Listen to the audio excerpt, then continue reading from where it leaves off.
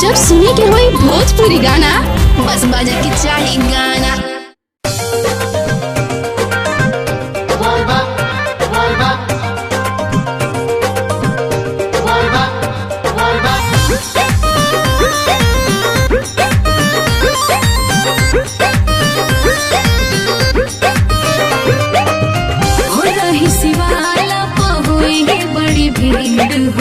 कैसे तू चिन्हवा लागल फिकीर हो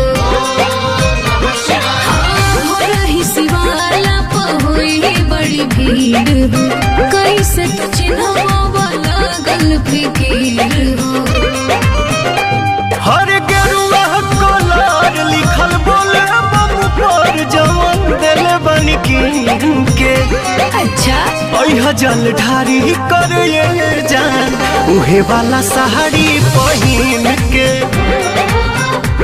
जल ढारी कर जान उहे वाला साड़ी पहिन के।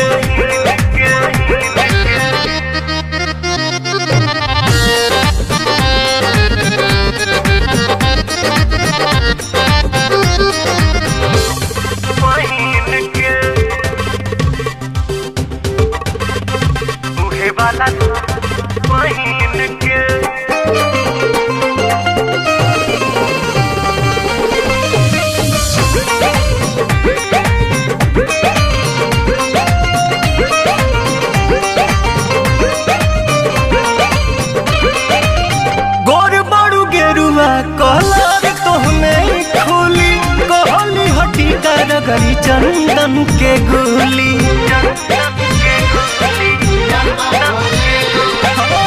गोर बड़ू गेरुआ कलर तोहमे खोली कहली हटी गरी चंदन के गोली। सावन महीना जब से चढ़ गइल बा भक्तिया भाव दिल में भर गइल बा। मंदिर के फेरी तू लगई है बच बेरी अपना अमूरी पगीन के जल ढारी कर जान उहे वाला साड़ी पहिन के। अच्छा जल ढारी कर जान उहे वाला साड़ी पहिन के।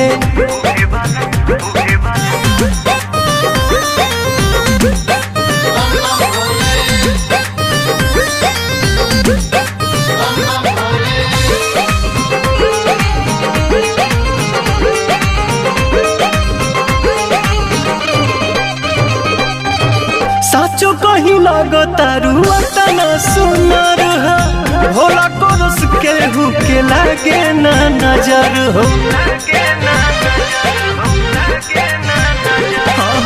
साचो कहीं लागतारू तना सुनर हो बाबा कोरस के हुके लागे ना नजर हो।